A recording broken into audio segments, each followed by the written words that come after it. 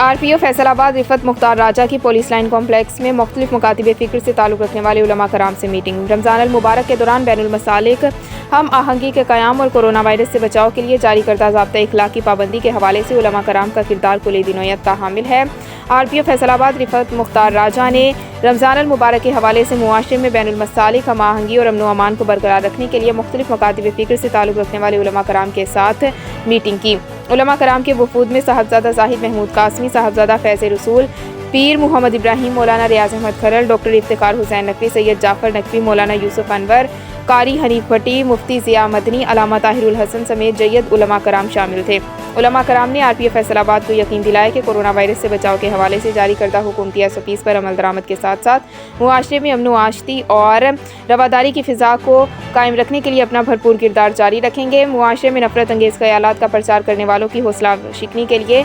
मिंबर व महराब से मोहब्बत, अमन और सुलह जोई की सदाएँ बुलंद होती रहेंगी।